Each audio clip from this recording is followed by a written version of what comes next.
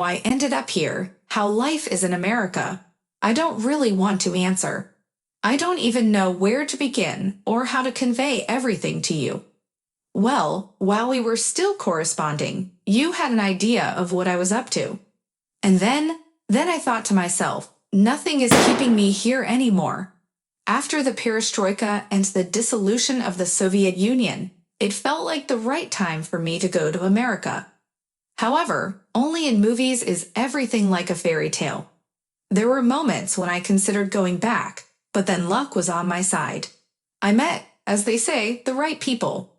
You wouldn't encounter such individuals in regular society, but you wouldn't refuse to have good relationships with them either. So after 5 years, I ended up in Texas, where I eventually settled down. I have a ranch, although it's more of a workplace. In general, I sell used cars, just to give you an idea. Although I'm involved in various other things as well. I haven't forgotten the language. There are Russian immigrants there, and stars of various magnitudes come to visit our city. Oh, if you knew Venya, who I've had the chance to sit at the same table with, I never got married. I didn't want to tie myself down like you did back when we were students. And then, things didn't work out. At some point, I even considered finding a partner, but I did things that made it better to be alone. And when it was finally safe to get married, where would I find a suitable match? In general, just like in my youth, I lived day by day, and if I took risks, I risked everything I had. And then, 2 years ago, in general, I promised myself in front of the doctors that I would never internally mention the name of my enemy again. Except for the doctors, my manager, and now you're the only one who knows about it. The doctors say, fight or not, it's all futile. As long as you're alive, you're alive. Imagine, Venya, you don't need money, and no amount of money can help. At least, the disease is painless, so to speak, without any severe consequences. At first, it saddened me greatly. I drank, I'll admit heavily. I nearly got myself into all sorts of trouble. And then I started to philosophize. I began to remember my life so intensely that I nearly started writing my memoirs. Can you believe it? And I have a lot to David is not a poor man. He doesn't need money but thrills. So they made a decision. David placed a stack of money on the table, and Bo declared that if he lost, one phone call and the girl would be there. 5 minutes later, Bo was on the phone, and within half an hour, Diane arrived.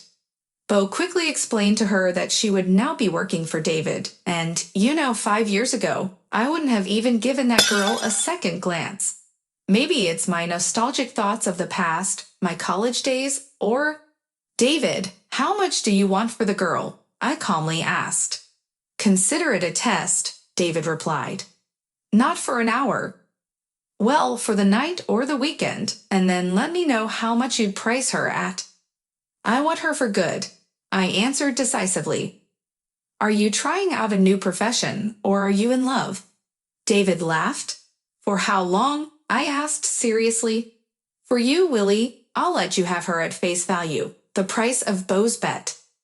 Diane stayed with me for the rest of the evening. Later, I drove her a couple of blocks away, stopped the car, and said, "You're free to go home, and don't worry anymore." She got angry with me, almost yelling, "If you didn't want to hire me, why did you buy me out?" I had nowhere to go. I ran away from home, and it was lucky that Bo found me and took me in. I mentioned that at least she was no longer afraid under Bo's protection, but here, I silently started the car and drove her home. I offered her a bath, fed her, and put her to bed, telling her we would talk in the morning. The next day, we sat at the table and had a conversation. I learned everything about her. Her parents were drug addicts and had their rights taken away. Then she ended up in an orphanage, followed by a foster family she ran away from. By the way, if she was telling the detailed truth, she didn't run away for nothing.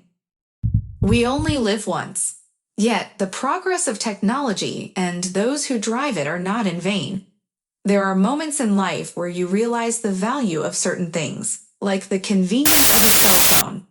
Just one call can bring immense joy, transport you into memories, and facilitate a genuine reunion with an old friend. "Hello," I answered curiously, picking up a call from an unknown number.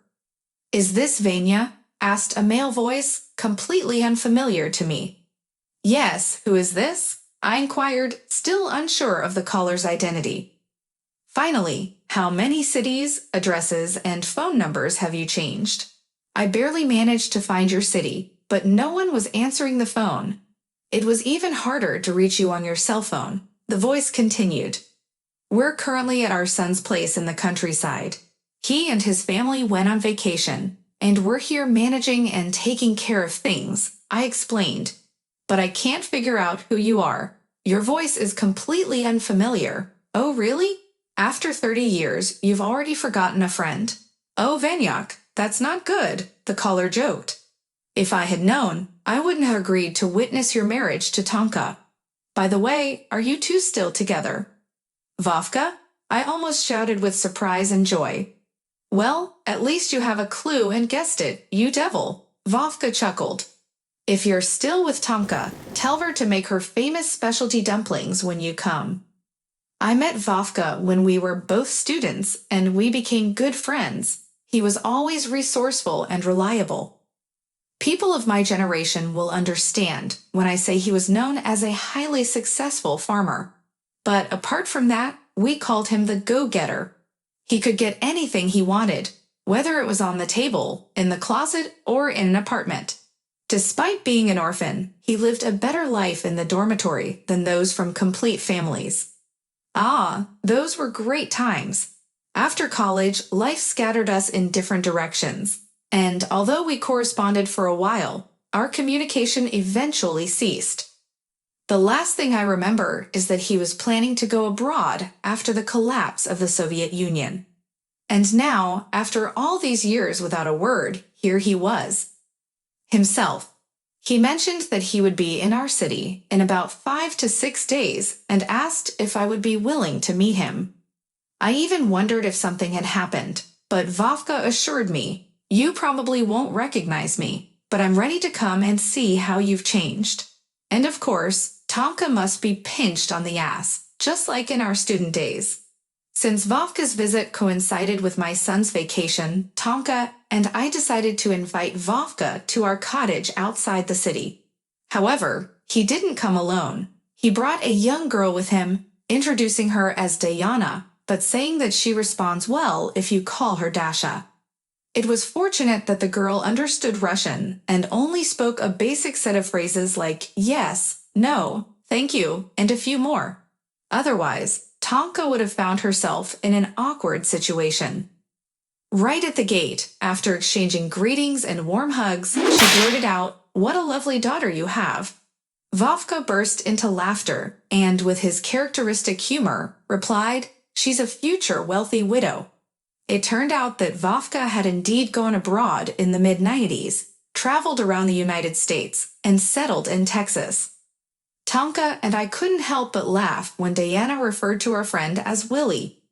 Vovka smiled and explained, "It's unbecoming for a Texas macho to be called Vovka. For you, I'm Vovka, but for my friends abroad, I'm Willie." We seated our guests at the prepared table, and despite our burning curiosity about Vovka's life in America and how things were there, our friend was the one asking us more and more questions. Since his visit coincided with his arrival, I even fired up our bathhouse, and Vovka and I went there. It was during that time that I managed to hear his life story. "You know, Vanka, I also built a bathhouse at my ranch, but let me tell you, it's just not the same. It seems the Russian banya is only good here, whether it's the wood or the atmosphere. Here, my soul revels in the steam, but back home, it's more for show."